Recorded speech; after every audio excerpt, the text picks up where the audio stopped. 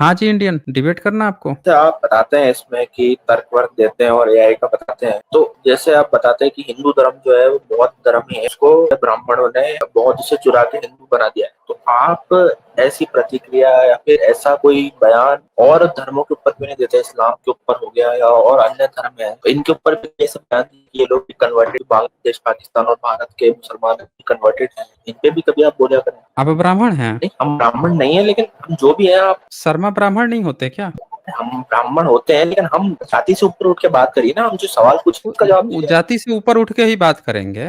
आप भी तो जाति से ऊपर कहाँ बाहर निकल पा रहे हैं, आप भी तो दूसरा धर्म में पहुंच गए। बात अपने घर की चल रही है, बार बार आप पड़ोस की बात कर रहे हैं। आपकी लड़ाई हो जाएगी आपकी बीवी से, तो आप क्या कहिएगा कि बीवी तू मुझसे ही क्यों लड़ रही है? पड़ोस में भी तो बहुत सारे पति हैं, हाँ? उनसे जाके काहे नहीं लड़ रही है? ये भी तो आप कहेंगे ना। घर में आपके यही चलता है क्या कि जब भी आपके घर में माता पिता की लड़ाई हो गई, भाई बहन की लड़ाई हो गई, तो आप कहते होंगे कि भाई साहब पड़ोस में भी तो बहुत सारे मर्द हैं, बहुत पड़ोस में तो ये भी बहुत सारे हैं, लड़कियां हैं, उनसे काहे नहीं जाके लड़ते हो? हम ही से काहे लड़ रहे हैं भाई? हैं? बात घर की चल रही है, धर्म आपको चाहिए। आप काहे नहीं खुला अपने शंकराचार्य से अनाउंसमेंट करवा दीजिए कि आज से ही कह दें कि एससी एसटी ओबीसी जो है हिंदू नहीं है, तो हम जाएंगे बात करने के लिए। हम बात करेंगे बुद्धिस्ट से, मुस्लिम से कंपेयर करेंगे। आप काहे धर्म में घुसेड़े हुए हैं भाई? जो भारत का एससी एसटी ओबीसी है उसको अपने धर्म में घुसेड़े क्यों हैं? जब तक आप घुसेड़े रहेंगे तब तक तो चर्चा चलेगी, आप ही से बात होगी, क्योंकि आप सारे धार्मिक संस्थानों पे कब्जा करके बैठे हैं। आपके धर्म में लिखा है कि शूद्र को पढ़ने का अधिकार नहीं है, तो शूद्र को ये नहीं अधिकार है, तो वो नहीं है। आप मनुस्मृति लिख के बैठे हैं, आप हमारे बारे में लिख के बैठे हैं। मुस्लिम लिख के बैठा होता कि शूद्र जो है उसको ये अधिकार नहीं है, वो नहीं है, हम जाके मुस्लिम से ही बात करते हैं। क्यों अपने धर्म में हमारे बारे में लिखे हैं? आप वाल्मीकि रामायण लिखते हैं, उसमें बुद्ध को गाली देने लगते हैं। वो भी एक बार लिख देता। अपनी कुरान लिख रहा था, उसी में लिख देता कि बुद्ध को मारो, काटो, चोर है, ये है। हम उससे भी बात करते। भाई काहे लिखा है ऐसी बात अपनी किताब में? हाँ, तो कुरान में नहीं लिखा जो है कि लिखा काफिरों को है मारना चाहिए? तो काफिरों को मारना चाहिए, तो आप भी तो काफिर है ना। आप तो उसके दरबार में बैठ के सेवा दे रहे थे, आप तो उसके दरबार में बैठ के नाच रहे थे, ठुमका लगा रहे थे, मुजरा गा रहे थे कि नहीं गा रहे थे? बोलिए तो। इसके दरबार में? मुगलों के दरबार में कौन से मुगलों के दरबार में? कौन नाचा मुगलों के दरबार ब्राह्मण नाचा है, आपके पुरखे में? नाचे हैं। नाम बताइए ना, नाम बताइए। नाम भी बता देंगे, लेकिन नाचा है ना, हमारे पास तो सबूत कोई और। नाम बताइए ना, वो सबूत दो, नाम बताओ तो बात हो क्या? नाम भी बताएंगे भाई, इतनी क्या जल्दबाजी है? सब चीज बताएंगे, एक ए टू जेड बताएंगे। लेकिन पहले तो हम तो ये कह रहे हैं ना कि अगर मुस्लिम के बारे में हमको बोलना है, जब आपको बोलना था, जब आक्रमण किया था, तो आप उसके दरबार में बैठ कर तशरीफ परोस रहे थे, हैं, ठुमका लगा रहे थे, मुजरा गा रहे थे। आइए सबूत दिखा देता हूँ, नहीं तो आप रोते रह जाइएगा।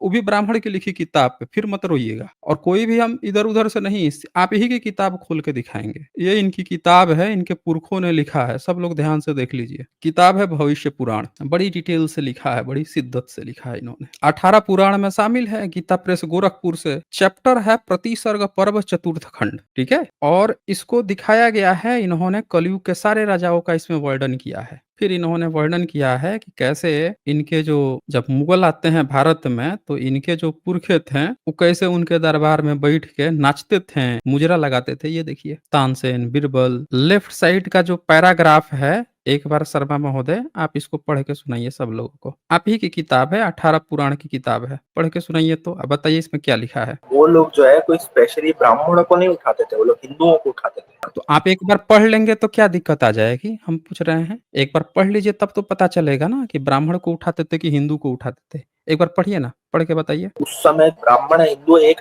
ब्राह्मण और हिंदुओं में क्या अलग है बताइए? आप लोग जो है ये लोगों को बहला फुसलाकर बताइए। हिंदू धर्म से कर। एक मिनट, एक मिनट। ब्राह्मण में और हिंदू में क्या अंतर है, बताएं हम, क्या अंतर है, हैं? उस पर भी चर्चा करेंगे, लेकिन उससे पहले आपने रेफरेंस मांगा है, अब रेफरेंस मैंने खोल दिया है, तो बिना पढ़े टॉपिक को मत वो कीजिए। आपने रेफरेंस खुलवाया है ना, आपने कहा कहाँ लिखा है दिखाइए। अब खुल गया है तो एक बार पढ़ लीजिए, ताकि आगे इसका अगला जो नेक्स्ट पॉइंट होगा वो होगा कि डिफरेंस क्या है हिंदू में ब्राह्मण में। चलिए एक बार पढ़िए, तो पढ़ के सुनाइए। आप बताइए, तो डिफरेंस तो बताइए आप। नहीं, आप टॉपिक छोड़ के क्यों भाग रहे हैं भाई? आपने रेफरेंस खुलवाया, रेफरेंस जब खुल गया तो आप तुरंत ही नेक्स्ट क्वेश्चन पे काहे स्विच कर रहे हैं? आप इसको पढ़िए। अभी आपने कहा ना कि ब्राह्मण था कि हिंदू था, बिना रेफरेंस पढ़े हुए आप कैसे डिसाइड कर लेंगे भाई? हैं? बाप होगा तभी ना बेटे का डीएनए होगा। बाप है नहीं, आप बेटे का डीएनए डीएनए किए जा रहे हैं। पढ़ लीजिए पहले, पढ़िए उसको, देखिए कि वो ब्राह्मण था कि क्या था जो ठुमका लगाता था मुगलों के दरबार में। हैं? जब ज़रूरत था उनके बारे में बोलने का मुस्लिम से, तब जा अपनी तशरीफ़ आपके पुरखे जो है लेके बैठ जाते थे दरबार में, हैं? कोनो मार जो है ठुमका लगा रहा था, मुजरा गा रहा था, आज हमको आप आए हैं सिखाने के लिए। जब इस देश को आपने बाँट दिया, पाकिस्तान दे दिया मुस्लिमों को, बांग्लादेश दे दिया, उसके बाद से अब आ रहे हैं हमको सिखाने के लिए, तुम मुस्लिम के खिलाफ काहे नहीं बोलता है? हैं? जब आपको बोलना था तो आप तशरीफ़ परोस दिए उसको। आज हमको आ गए हैं ज्ञान बाँटने, किताब रेफ़रेंस खुल गया है तो पढ़ने में नानी याद आ रही हैं। एक बार पढ़िए इसको, चेक तो कर लीजिए कि हिंदू को बैठाता था कि ब्राह्मण को बैठाता था।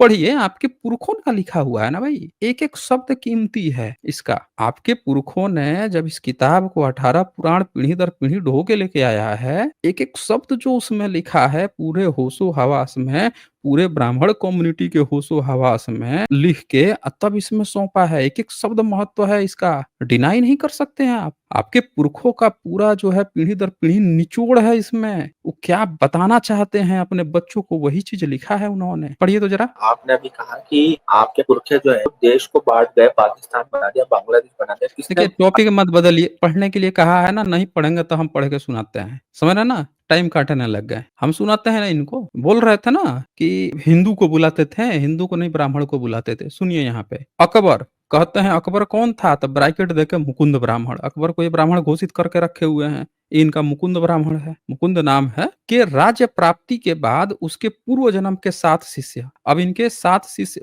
मुकुंद जो ब्राह्मण था ना, इसके 20 शिष्य थे। लेफ्ट साइड में लिखा है, राइट साइड पढ़ना था। तो 20 शिष्य को बताएगा कि अगला जन्म लेके अकबर के साथ जो है वो ब्राह्मण क्या किए। 7 शिष्य थे, केशव, माधव, मधु, देवापी, सोमपा, सूर तथा मदन। इस जन्म में पुनः उत्पन्न होकर अकबर के दरबार में आ गए ये इनके ब्राह्मण। और मुकुंद ब्राह्मण के शिष्य केशव अकबर के समय में गानसेन यानी तानसेन नाम से उत्पन्न हुआ, मुजरा गाता था। एक दूसरा ब्राह्मण जो है पूर्व जन्म का माधव जो है, अकबर के समय में बैजू बाबरा नाम से वही बैठ के मुजरा गाता था। तो मुजरा ब्राह्मण पैदा हो गए मुजरा गाने के लिए अकबर के दरबार में।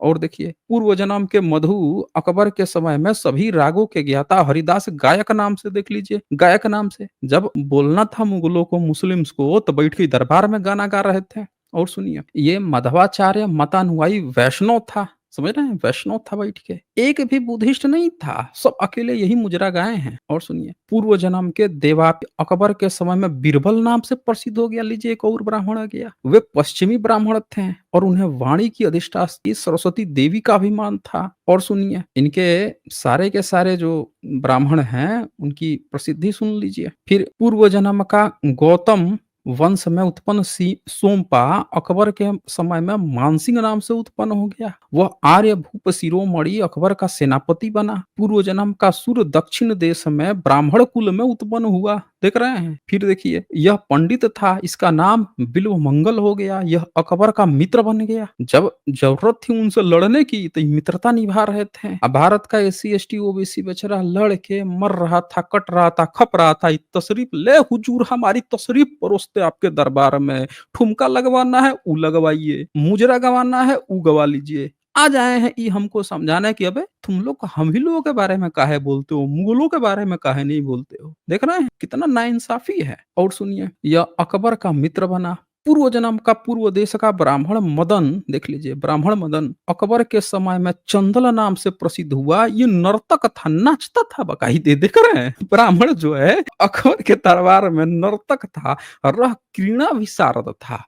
रह कीड़ा विशारद, समझ रहे हैं? अब भाई कोई वैसा शब्द मत इस्तेमाल कर दीजिएगा प्ले-उले टाइप का, हैं? मैन भी पता नहीं क्या होता है, लेकिन क्रीड़ा करता था, नर्तक भी था और रह विशारद क्रीड़ा भी करता था। वो सुने हैं ना इंद्र के दरबार में कि मेनका और उर्वशी और पता नहीं परी परा क्या होते थे, सब दरबार में नाचते रहते थे। नाचते-नाचते एक बार संलिप्त हो गए तो वो दे दिया, श्राप दे दिया कि अबे नाचने भर ही अलाउ था, तो श्राप दे दिए तो नीचे आ गए तो श्राप काट-कूट के फिर गए थे ऊपर। अब देखिए, नर्तक लिखता तो वहाँ तक ठीक था, आगे जो लिख दिया ना कि रह क्रीड़ा विशारद था, ये समझ में नहीं आ रहा है हमको। कोई थोड़ा विद्वान हो तो नहीं समझाइएगा, हमको ज्ञान दीजिएगा भैया।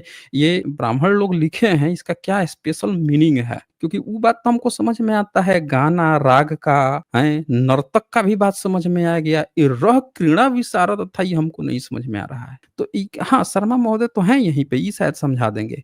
ये शर्मा महोदय आप हमें बताएँगे ये क्या इसका मतलब हुआ ये? क्या आपके पुरखे बताना चाहते हैं? अपनी माइक अनम्यूट कीजिए तो ज़रा। ज़रा बताइए तो ये रह क्रीड़ा विशारद का क्या मतलब हुआ? हे शर्मा महोदय, बोलिए तो ना। आप बार-बार माइक क्यों कर देते हैं? नहीं, माइक तो आप म्यूट करके बैठे थे ना। हमने आपसे कहा कि भैया आप माइक अनम्यूट कीजिए। अब बताइए, हमने कहा ना आपसे, बताइए। ये मुगलों के बारे में आप कह रहे हैं, मुगल थे, जनता थे, आप ये एससी वाले इतना लड़ते थे, इतना कटते थे, मरते थे, तो एक छोटी जाति में क्यों रहे? बड़े की छोटी नहीं, जाति। देखें देखें, ये इसी को कहते हैं, पूछ रहे थे ना हिंदू में और ब्राह्मण में क्या अंतर है? यही अंतर है। जो ब्राह्मण होता है ना, हमेशा ऊँची जात, छोटी जात, नीची जात करते रहता है। पिस्सू नाम सुने हैं? पिस्सू होता है, काटते रहता है भीतर घुस के। कहीं न कहीं उसको काटते रहता है। जैसे एक बार काटेगा प्याऊ तो क्या कहेगा? ऊँची जात, ऊँची जात। फिर एक बार पिस्सू जो है काटेगा श्याऊ, फिर कहेगा नीची जात, नीची जात। आप लोग के अंदर ना एक खास तरह का पिस्सू होता है, वो कहीं न कहीं भीतर आपके किसी अंग विशेष में जाके काटते रहता है। तो आवाज़ आपके यहाँ से ना ऊँची जात, नीची जात, ऊँची जात, नीची जात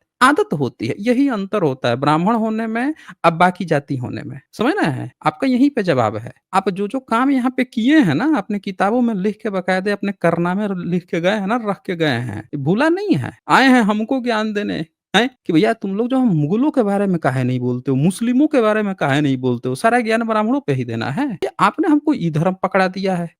तुमको हिंदू कहना है, तुमको हमारी किताबें माननी है, हमारे पुराण मानने हैं, हमारे वेद मानने हैं, तो हम तो आपकी किताब पढ़ रहे हैं। हमने तो आपका मतलब ही पूछ दिया कि भैया एक ब्राह्मण महोदय हमारे पास आए हैं, और वो रह किरणा विशारद नर्तक को तो समझ में आता है, नाच-वाच लेता था, गाना वाला भी समझ में आ गया। रह क्रीड़ा कौन-सा क्रीड़ा करता था दरबार में, वो हम आपसे मतलब भी पूछ लिए, आप बता नहीं रहे हैं। तो ज्ञानवर्धन कर दीजिए ना, लगे हाथ एक ब्राह्मण महोदय बताएँगे तो थोड़ा अच्छा रहेगा ना। बताइए तो ज़रा, चाहे आपने किसी विशेषज्ञ हो, महामंडलेश्वर, कोई शंकराचार्य, उनसे पूछिएगा कि हुजूर आप लोग अकबर के दरबार में बैठ के गाते थे, इससे कह रहा था, वो दिखाया भी रेफरेंस।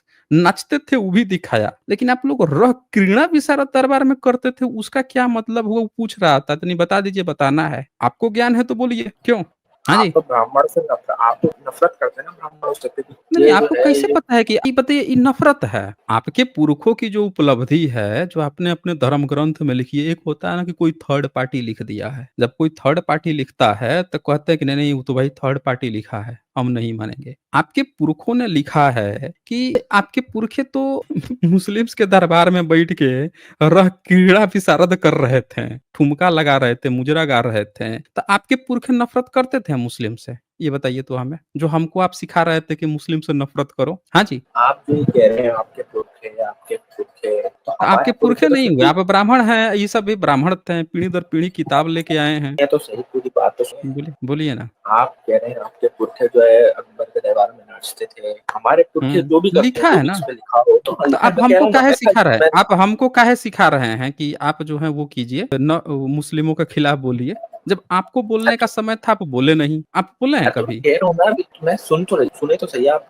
सुन रहा हूँ मैं, बोलिए ना। आप कह रहे हैं आपके पुरखे नाचते थे दरबार में, मैंने मान लिया कि हाँ चलो लिखा है तो नहीं, नहीं, नाचेंगे। आपको नहीं, नहीं, आप आप ऐसे थोड़े माने हैं। आपको रेफ़रेंस दिखाया हूँ आपके पुरखों की लिखी किताब, तब हाँ, ना तो वही माने तो हैं। कह रहा ऐसे हूँ, बोलता आपने तो थोड़े मानते आपने आप। वही तो कह रहा हूँ, आपने रेफरेंस दिखा दिया, मैं ठीक है, तो आप मेरी बात तो सुनिए, आप बीच में बोलने लगते हैं, हाँ, टपकने बोलिए लगते हैं। बोलिए ना, हम सुन रहे हैं। बोलिए ना आप, बोलिए, सुन तो रहे हैं। आप आपने हमारे जो आप कह रहे हैं आपके पुरखे नाचते थे, हमारे पुरखे जो है जो क्षत्रियों को ज्ञान भी देते थे और ज्ञान में भी सबसे वर्धक होते थे। क्या लेकिन क्या कहा आपने? आप क्या क्या कहा? ज्ञान देते आप थे? ज्ञान कैसा ज्ञान देते थे? सबसे ज़्यादा पढ़ी-लिखी जाति होते थे ब्राह्मण। अच्छा, पढ़ी-लिखी आज जाति भी होते है, थे। कहाँ से पहले भी थे और आज कौन-सी भी है। पढ़ाई पढ़ते थे? नहीं, नहीं, कौन-सी पढ़ाई पढ़े थे? ज़रा आप हमको बता दीजिए तो, जिसमें ज्ञान है, बताइए। आप जिन लोगों को यहाँ डिफेंड कर रहे हैं, आप जिनका पक्ष ले रहे हैं, वो तो नहीं, नहीं, नालियाँ नहीं, साफ करते थे। एक नालियाँ साफ़ करते थे, तो नाली आप बनवाए होंगे तभी ना साफ़ होता होगा। बताइए तो आप कौन-सी नाली बनवाए थे? आपने इतनी पढ़ाई-लिखाई की थी, तो आपने कौन-सी नाली साफ़ करवाई थी? ज़रा बताइए तो आप हमें। वही तो बात है ना, जो पढ़े-लिखे होते हैं, वो ये सब आप छोटे काम एक नहीं करते। एग्ज़ाम्पल वही तो, आप पढ़े-लिखे थे, तो आपके कौन-सी पढ़ाई पढ़े थे? ज़रा यही बता दीजिए, ताकि पता चले कि आप क्या किए हैं। नाली साफ़ करने के लिए नाली होना ज़रूरी है ना। आपका तो पूरा एक घर बनाया हुआ नहीं मिला, आपका घर बहुजन समाज बनाया है, आपके कुएँ बहुजन समाज ने खोदा है, आपके घर में जो अनाज पहुँचा है वो बहुजन समाज खेती किया है, आप जो कपड़ा पहनते हैं बहुजन समाज उस कपड़े को सिलता है और उस कपड़े को बनाता है, आप जिस लोटे बर्तन का इस्तेमाल करते हैं बहुजन समाज उस लोटे बर्तन को बनाया है, आप जो किताब पढ़ते हैं उस कागज़ को काटना, बनाना और उसको बना के हस्तलिखित या जो भी मशीन से सब बहुजन समाज का काम है। आपने आज तक सिवाय निठल्लापन के कोई काम ही नहीं किया, आपके घर का हर काम तो बहुजन समाज किया है। आप कौन-सा काम किए हैं जो हमको बता रहे हैं नाली साफ करते थे? पूरे कौन-सी पढ़ाई पढ़े थे भाई? एक इंजीनियर इंजीनियरिंग की पढ़ाई करके कुछ इंजीनियरिंग के मटेरियल बना देता है। खेती गृहस्थ किसान जो है खेती की पढ़ाई पे कम से कम खेती अच्छे से कर लेता। आप कौन-सी पढ़ाई पढ़े थे भाई? ज़रा एक बात हमें बता दीजिए तो? ताकि पता चले कि हम लोग नाली साफ आपके करते करते थे। बताइए तो ज़रा, कौन-सा काम किए हैं आपके पुरखे? एक कंस्ट्रक्टिव काम बता दीजिए ना। माचिस की तीली आप नहीं बनाए हैं। आपको यज्ञ हवन करना होता था, तो उसका भी आग जो है बहुजन समाज अपने घर में जला के रखता था, चूल्हा वहाँ से लेके आता था। आप तो एक माचिस की तीली का आविष्कार नहीं कर पाए, हैं? क्या किए हैं? तो आपको आप तो आपने भैंस गाय जो दूध है ग्वाला वो दूध भैंस पालता था, गाय पालता था, दूध बनाता था, घी निकालता था, वो घी आप आग में जलाते थे। क्या बनाए हैं आप? आप यज्ञ हवन की सामग्री तक बहुजन समाज लेके देता था। बताइए ना एक कंस्ट्रक्टिव काम अपने पुरखों का बता दीजिए। रथ का पहिया से लेके रथ पे बैठा के लोगों को ले आना हर एक काम तो बहुजन समाज किया है। आप एक कंस्ट्रक्टिव काम कर दीजिए ना। तलवार बहुजन समाज बनाया है। आप पढ़ाई कौन-सा पढ़ाते थे भाई? बताइए तो ज़रा हमें? हाँ, आपने कहा कौन-सा कि पढ़ाई पढ़े थे छोटे से भाई कि आप ज़िंदगी में कुछ बना ही नहीं पाए? हाँ जी, नहीं, और जो किले बहु बोलिए। जो राजा होते थे उस समय बड़े-बड़े तो थे, राजा थोड़े वो हैं, लोग आप थोड़ी हैं बनाते शर्मा थे। ब्राह्मण। आप हैं शर्मा ब्राह्मण। तो सुन तो आप लीजिए। शर्मा ब्राह्मण हैं ना? नहीं, हम सुन तो रहे हैं। आप हैं शर्मा ब्राह्मण, तो आप अपनी बात बताइए कि आपने ऐसा कौन-सा काम किया है भाई? हम लोगों को भी तो बताइए। कौन-सी पढ़ाई पढ़ते थे? हमने बताया कि कोई भी व्यक्ति जो है, पढ़ लिख के कुछ न कुछ जो है करता है। हुँ? आपने कौन-सी पढ़ाई पढ़ी थी? और क्या आविष्कार किया था? इस पे देश गए, को क्या मेरे दिया है आपने व्यक्तिगत पढ़ पे लिख गए, के? तो आप सबसे पहले आपके तो मेरे पुरखों पे भारत गए, में उसके बाद फिर जितने पे आ गए। शिलालेख मिले हैं, जितने भारत का राष्ट्रीय प्रतीक जितना है, उसमें से बताइए तो ब्राह्मण का दिया हुआ क्या है? भारत में सम्राट अशोक का उसमें स्तंभ है, नेशनल प्रतीक है, सम्राट अशोक का स्तंभ है, सिंह वाला जो चिन्ह है, वो है, सम्राट अशोक का बुद्धिज़्म का बनाया हुआ है, कमल बुद्धिज़्म का दिया हुआ है, हाथी बुद्धिज़्म का प्रतीक है, शेर, बैल सब बुद्धिज़्म का प्रतीक है, मोर बुद्धिज़्म का प्रतीक है, पीपल बुद्धिज़्म का प्रतीक है, हर एक चीज़ तो बुद्धिज़्म का दिया हुआ है। आपके पुरखे कौन-सा पढ़ाई पढ़ते थे भाई कि भारत का जब प्रतीक खोजने की बात आई, जब आज़ाद भारत हुआ, तो भारत की खुदाई से जो मिले थे चीज़, बुद्धिज़्म का उसको प्रतीक बनाया गया। इतने साल में आप कौन-सी उपलब्धि किए थे? रह क्रीड़ा विशारद किए थे बैठ के दरबार में मुगल के, हैं? क्या किए थे भाई आप कि आपका एक प्रतीक चिन्ह नहीं बन पाया? बोलिए। आप अभी की बात करिए ना, अभी भारत का अभी सबसे अरे अब लेटेस्ट हम जो बता ही रहे हैं, अभी तो बता ही रहे हैं जब देश आज़ाद हुआ, तो इस देश की बहुत बुरी हालत थी। इस देश में तब तक आपने पढ़े लिखे तभी ना थे आप। क्या किए थे भाई?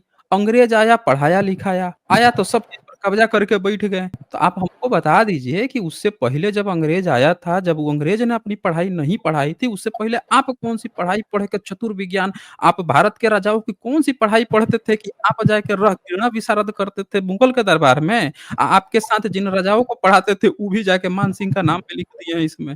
वो भी जाके उसके दरबार में बैठ लेते थे, बहू-बेटी से संबंध चलता था मुगलों का, हैं? कौन-सा पढ़ाई पढ़े थे? आपकी एक और पढ़ाई दिखाता हूँ आपकी। ये तो एक एग्ज़ाम्पल था, एक आपके पुरखों ने एक और पढ़ाई पढ़ी है, ये भी दिखाता हूँ। ये आपके रिसर्च है इस ये। समय लोग जो ये है देखिए, देखिए, ये बड़े से देखिए आप आपके बहुत पढ़े लिखे थे आपके ब्राह्मण स्क्रीन में। पढ़ेंगे ऊपर ये क्या लिखा हुआ है? सबसे आप ऊपर क्या लिखा हुआ एक है? तो आप सबसे पहले तो मेरे को बोलने नहीं, मैं बोलता हूँ तो बीच-बीच में ए कुदक जाते हैं। नहीं, नहीं, नहीं, आपकी बात तो हम पूरा सुन रहे हैं, आप ही मेरी बात नहीं सुन रहे हैं। आप ना अगर कोई भी फ्रूटफुल बात बोलेंगे तो क्यों नहीं सुना जाएगा? हम कह रहे हैं कि हम पुरखों की आपने बोला ना कि आपके पुरखे बहुत पढ़े-लिखे थे, उसी पे तो बात चल रही है। हमने आपसे यही ना पूछा कि आपके जो बाप-दादे थे, पुरखे थे, वो कौन-सी पढ़ाई पढ़े थे या उस पढ़ाई का यूज़ करके कौन-सा कंस्ट्रक्टिव काम किए थे? क्योंकि पढ़ाई का जो मेन मकसद होता है, वो मेन मकसद होता है उसको पढ़ने के बाद से समाज आपका योगदान क्या सा योगदान दिए? आपका ब्राह्मण आप इतना पढ़ा-लिखा था, फिर भी भारत में अछूत प्रथा चल रही थी, चरण सेवा प्रथा चल रही थी, विधवा विवाह चल रहा था, बाल विवाह चल रहा था,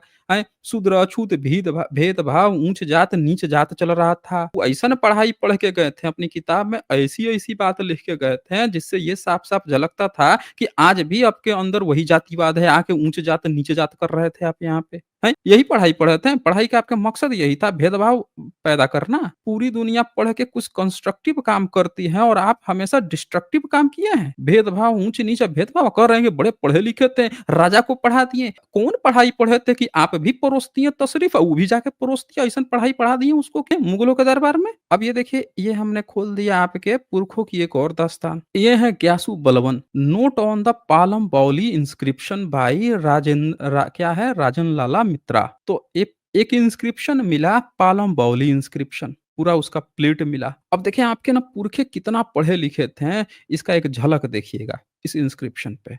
गजब पढ़ाई पढ़े थे, मतलब ऐसी पढ़ाई तो मतलब पूछिए मत। आपका जो ईश्वर होता ना बेचारा, वो भी शर्मा जाता है ऐसी पढ़ाई देख के। क्या गजब पढ़ाई पढ़े, विष्णु अगर होता ना वो भी शर्मा जाता बेचारा। ये कौन सी पढ़ाई पढ़े थे आपने? आपने उस पर प्लेट पर एक इंस्क्रिप्शन लिखवाया, उसका यहाँ पे इंग्लिश ट्रांसलेशन दिया गया है। क्या लिखता है? Shri salutation to Ganapati, salutation to Shiva. और जब ये शुरू होता है, आपने शुरुआत करते हैं शिवा गणपति, तो ये देखिए आप क्या लिखते हैं। ये देखिए, समझ रहे हैं? 9 नंबर पढ़िए, 10 नंबर पढ़िए, 11 नंबर पढ़िए और 12 नंबर पढ़िए। मैं बता रहा हूं कि आपके त्रिदेव जो होते हैं ना, बेचारा अगर मर गए होंगे, खप गए होंगे, कब्र में होंगे, कब्र से निकल के ही पढ़ के देख के सुसाइड करके फिर से भीतर घुस जाते हैं। एक बार पढ़ेंगे यहाँ पे शर्मा ब्राह्मण। क्या आपके पुरखे जो हैं, आपके योगेश्वर ब्राह्मण थे, बहुत पढ़े लिखे थे। इतना पढ़े लिखे थे कि बकायदे की इंस्क्रिप्शन लिखवा गए 1276 में। पढ़िए तो जरा क्या लिखा हुआ है। अरे हमारे पुरखे जो हैं इनको छोड़िए, आप हम्म। आपके पुरखों ने नालियां साफ करने के अलावा क्या अरे करा है छोटी जाति? मैं तो ये आप ना कह रहे हैं कि नाला साफ किए हैं और छोटी जात है, ये आप कह रहे हैं। हमने तो बता दिया कि हर एक काम हमने किया है, ये तो आप कह रहे हैं ना। पूरा बहुजन समाज जो है इस दुनिया में, हर एक जितना काम हुआ है सब बहुजन ने किया है। बहुजन समाज ना न होता ना, आप जूते चप्पल नहीं पहन पाते, घिस जाता आपका पैर। आपके घर का वॉशरूम नहीं बनता ना, तो आज भी लोटा लेके खेत में ही दौड़ते। अब बरसात के मौसम में पूरा पानी भरा रहता, भगते तैरता, अब वही चपक जाता आपके ऊपर। फिर वही पिस्सू काटता, फिर ऊंची जात नीची जात वही करते, भागते हैं। जाते पानी में भरे हुए हगने के लिए, पूरा शरीर में पैर में वही मल, पूरी दुनिया का मल जो है उसी में आपके लगते रहता। सब ऊंचे जाता बढ़ जाता हो जाता वहीं पे। ये बहुजन समाज है जिसने बना दी घर घर में टॉयलेट। एक दिन साफ कर देना नाला, और नाला भी कौन, वो भी बटा हुआ है ना। कोई एक नाला साफ कर रहा है। आज तो नाला साफ करने के वैकेंसी आता है तो दौड़ मारते हैं। अभी सैलरी बढ़ा के कर दिया जाए 1.5-2 लाख, तो आप सबसे पहले पहुंचेंगे। जैसे डॉक्टरी का जब कहा गया डॉक्टर बनने के लिए, तो एक भी ब्राह्मण नहीं गया था एडमिशन लेने। है डॉक्टरी करेंगे, हमारे धर्म ग्रंथ में विरोध लिखा है, हम करेंगे। आज ऐसे देखा कि अरे डॉक्टरी से पैसा, लाखों लाखों पैसा मिल रहा है, सैलरी, कूद के पहुंच गए। अभी नाला साफ करने का खाली रख दिया जाए, 1.5-2 लाख सैलरी कर दिया जाए, सबसे पहले कहेंगे "ए, तुम लोग का साफ करेगा बे, हम साफ करेंगे, आज ब्राह्मण साफ करेगा"। सबसे पहले पंगे आप। आपको चाहिए खाली चुन का कीड़ा है आपके अंदर। हर एक वो काम कर रहे हैं जो जो आप धर्म ग्रंथों में मना ही करके गए हैं। कौन सा काम नहीं कर रहे हैं? आपके धर्म ग्रंथ में लिखा है कि लड़की को नहीं पढ़ाना है। काहे पढ़वा रहे हैं? धर्म ग्रंथ के विरोध में जाके। आपके धर्म ग्रंथ में लिखा है कि लड़की की शादी 6 से 12 साल, 11 साल के अंदर ही कर देना है। 12 साल रजस्वला हो गई तो आपका तो वो वही कट जाएगा। पीरियड्स है उसका लग जाएगा, आपको पीना पड़ जाएगा, क्या पड़ जाएगा, ये सब फालतू फलूदे वाली बात लिख रखे हैं। काहे करा रहे हैं आप शादी? हैं? 18 साल से प्लस में, 20 साल, 25 साल, 30 साल में। अभी आपका इनका एक देखिए, एक इनका ये जो है, इसको दिखाते हैं इस इंस्क्रिप्शन को। इसमें तो इन्होंने ग्यासुद्दीन बलवन का ऐसा चाटा है, चाटा ही है। अभी बड़ा अच्छा याद आया, इनके एक ब्राह्मण का सुनाते हैं। देखिए अभी क्या बयान दिया है इनका ब्राह्मण। इनका नाली साफ करवा रहे थे ना, अभी हम इनको दिखाते हैं इनके ब्राह्मण की उपलब्धि। इनका ब्राह्मण जो है अनिरुद्धाचार्य, क्या बोलता है इनका गुरुजी, इनके गुरुजी का दिखाते हैं। अभी उपलब्धि इनका दिखाते हैं, इनके गुरुजी का। कहता है 25 साल की उम्र में लड़कियां 4 जगह मुंह मार के आती हैं। इनका अनिरुद्धाचार्य का स्टेटमेंट सुनिए, क्या कहते हैं कि 25 साल में जब शादी आप कर रहे हैं आजकल, तो लड़कियाँ जो है 4 जगह मुँह मार के आती है। स्टेटमेंट होता है। आप सोचिए कि ब्राह्मणों का ये स्टेटमेंट हो गया है, ऐसी-ऐसी बातें कह रहे हैं सब 4 जगह मुँह मार के आती है। तो महोदय इस पर आप कुछ टिप्पणी देंगे कि आपके ब्राह्मण लोगों का ये क्या स्टेटमेंट है भाई ये? हाँ जी, शर्मा ब्राह्मण बताएँगे आप हमें? आप जो है इतने वो ज़्यादा डर जाते हैं कि म्यूट ही कर देते हैं, मैं कुछ बोल नहीं। टाइम मत काटिए अभी। जब इंस्क्रिप्शन खोल रहा हूँ, सबूत खोल रहा हूँ तो आप पढ़ नहीं रहे हैं। बिल्कुल नहीं पढ़ रहे हैं आप। आप इधर-उधर बात घुमा रहे हैं। तो आपसे जब बात ही इधर-उधर घुमाना है तो हम आपकी क्यों सुनेंगे? हम सीधे मुद्दे खोलेंगे ना। अभी जैसे यहाँ हमने आप रेफ़रेंस दिखाया कि आपका ब्राह्मण जो है जो नियम बना रखा है 6 से 12 साल की कम आयु में शादी करने का, उसको जस्टिफ़ाई कर रहा है। कह रहा है 25 साल की उम्र में लड़कियाँ जो है 4 जगह मुँह मार के आ चुकी होती हैं। ये बंदा कह रहा है सुनिए सुनाते हैं। ये टाइम काटेंगे। हम जानते हैं ना इनके पास है जवाब नहीं। फँस जाएँगे बोलेंगे तो। देखिए ये क्या कहता है, अब उसके बाद से जब सब लोगों ने धर के अच्छी तरह से बैंड बजा दिया, तो बंदा जो है माफ़ी-माफ़ी खेल रहा है। करता हूँ यार इनको। इनकी कहानी क्या चल रही है, ये इनका निरुद्धाचार्य जो है, इस तरह की बयानबाज़ी दे रहा है बंदा। कितने ये लोग अपने घटिया धर्म ग्रंथ को जस्टिफ़ाई करने के लिए क्या-क्या बोलते हैं, ज़रा ध्यान से देखिए। लोग दौड़े पड़े हैं। 25 साल की लड़कियाँ 4 जगह मुँह मार चुकी होती हैं, अपने बयान पर फँसे कथावाचक अनिरुद्धाचार्य। प्रेमियों के साथ मिलकर पति की हत्या और अवैध संबंधों में बढ़ोतरी का कारण युवतियों की देरी से शादी समेत आपत्तिजनक बातें कहने वाले कथावाचक अनिरुद्धाचार्य अपने बयान पर फंस गए हैं। उनके खिलाफ मथुरा में महिला अधिवक्ताओं ने मोर्चा खोल दिया है। अब ये बंदा क्या कह रहा है उसको आप ध्यान से देखिए। अनिरुद्धाचार्य जो है कहता है शादी के लिए लड़कियां लाते हैं 25 साल की, तब तक लड़कियां 4 जगह मुंह मार चुकी होती हैं। भैया ये कब शादी किए थे भैया? क्या कहना चाह रहे हैं कि आप जो है शादी अपनी पत्नी के बारे में ही बोल रहा है? इनको एक्सपीरियंस है। अनिरुद्धाचार्य अपनी पत्नी के बारे में बोल रहे हैं। इनको एक्सपीरियंस है इस चीज का, जो सार्वजनिक रूप से बयान कर रहे हैं कि हमारे साथ ये दुर्घटना हो चुकी है, हैं? अपना एनेक्डोट लॉजिकल फालसी बता रहे हैं। हो सकता है ना रुद्राचार्य के साथ ये हुआ हो, उनका अपना पर्सनल एक्सपीरियंस हुआ हो, लेकिन ये पत्नी की गारंटी कैसे ले लिए? क्या उनकी पत्नी ने इस बात को स्वीकार किया है कि हाँ भैया मैं ऐसा कर चुकी हूँ, या इनका वहां पे भी खुद से ही अनुमान लगा लिए अपने पत्नी के बारे में कि वो ऐसा कर चुकी है, इसीलिए पूरी दुनिया ऐसा कर चुकी होगी? बड़ा गजब का आदमी है भाई। और सुनिए, शादी के लिए लड़कियां लाते हैं 25 साल की, तब तक लड़कियां 4 जगह मुंह मार चुकी होती हैं। कथावाचक अनिरुद्धाचार्य का यह बयान उनकी मुश्किलें बढ़ा सकता है। उनके इस बयान पर सोशल मीडिया में ये चीजें चल रहा है, ये वो हो रहा है। अब ये सब बहुत सारे कमेंट आए हैं, छी छी कथावाचक अनिरुद्धाचार्य की सोच और शब्द कितने गंदे हैं, लड़कियों के लिए सुनकर आग बबूला हो जाएंगे। तो आप देख लीजिए कि इनके लोग जो हैं, जो अपने धर्म ग्रंथों में लिख रखे हैं कि कम उम्र में लड़कियों की शादी कर देनी चाहिए, उसको जस्टिफाई करने के लिए किस-किस तरह की बातें ये कहते हैं।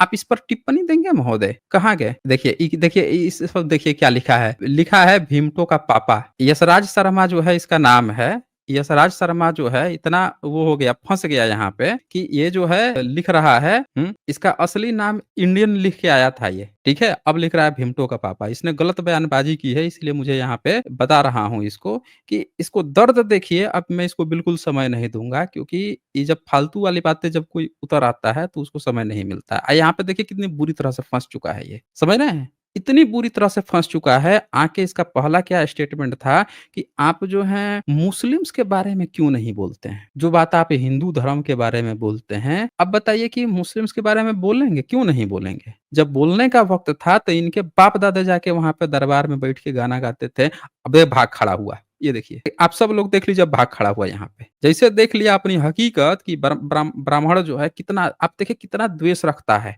कह रहा है कि तुम लोग मुस्लिम के खिलाफ काहे नहीं बोलते हो? यहाँ पे आया, एक शब्द मुस्लिम के खिलाफ बोला? आप खुद देखिए, नहीं बोला। इसके बाप-दादा जाके मुजरा गाते थे, रह क्रीड़ा विशारद करते थे दरबार में। अबे कौन-सा खेला है बे? क्रीड़ा विशारद? दरबार में बैठ के, हैं? उस समय फ़िल्में-विल्में नहीं होती थी, कौन-सा ऐसा फ़िल्म दिखाते थे भाई राजा को स्पेशली? बैठ के नाचना-गाना तो सब लोग देखते ही, रह क्रीड़ा विशारद वाला कौन-सा खेल दिखाते थे? और यहाँ देखिए आया, हम लोगों को बोल रहा है कि एससी, एसटी, ओबीसी तुम लोग काहे नहीं हिंदू मुसलमान कर रहे हो बे? और फिर इसने, आप देखेंगे ध्यान से, क्या लिखा, तो भीमटो का बाप लिख रहा था, गाली हम लोगों को दे रहा है। खैर इसको बताते हैं कि इसके जो सबसे प्रियतम, इसके चहेते जो मंडल जी जो हैं, जो इनकी भाषा आजकल बोल रहे हैं, उन्होंने अपने एक्स हैंडल पे ये लिखा हुआ है कि भीमटा का मतलब जीजा जी होता है। तो अबे जी का बाप बन गया बे, अपना ही दामाद का ससुर बन रहा है, समझ में नहीं आ रहा है इसको, हैं? जीजा का ससुर बन जा रहा है, बाप बन जा रहा है। अभी आपस में ही रिलेशन शादी कर लिए क्या? सासू माँ से ही अपनी? समझ में नहीं आ रहा है इसको। ख़ैर, तो देखिए भाग खड़ा हुआ यहाँ से, जैसे ही इसकी पोल पट्टी खुल गई और नफ़रत है किससे? इसको बहुजन समाज से। गाली दे रहा है बहुजन समाज को, बार-बार कह रहा है छोटी जात नाली साफ़ करना। नाली साफ़ करना जो है, बार-बार ये शब्द ले रहा है और नाली साफ़ करने का काम ये किसको देते हैं? तो पार्टिकुलर समाज का नाम बदल के वाल्मीकि समाज किया हुआ है। अब जो हमारे वाल्मीकि भाई लोग सुन रहे हैं, आप देखिए कि आपके लिए कितनी नफ़रत है। इसको आप वाल्मीकि बने घूम रहे हैं, बैठ के जय श्री राम, राम के नारे लगाते हुए घूम रहे हैं, वाल्मीकि बने घूम रहे हैं और आके ये पूरी दुनिया में आके गाली आप ही को दे रहा है, किसी को नहीं गाली दे रहा है। बहुजन समाज में गाली सबसे ज़्यादा ये जो दे रहा है, वो तो दे ही रहा है सबको। उस पार्टिकुलर समाज को दे रहा है जो नाली साफ करता है जिसके लिए विख्यात है, उस समाज को वाल्मीकि समाज बन के घूम रहे हैं। भाग किससे रहे हैं आप लोग? देखिए, हकीकत आप जानिए कि आपके प्रति नफ़रत किसमें है? किसमें इतना ज़हर भरा हुआ है और कौन व्यक्ति जो है आके आप ही से जय श्री राम करवा के या हिंदू मुसलमान भी करवा रहा है। तो हकीकत देख लीजिए कि इसके बाप-दादा आज भी वही काम कर रहे हैं, पहले भी वही करते थे और नफ़रत इनको हमसे है, हम बात करें मुसलमान की। कहानी गढ़ रहे हैं।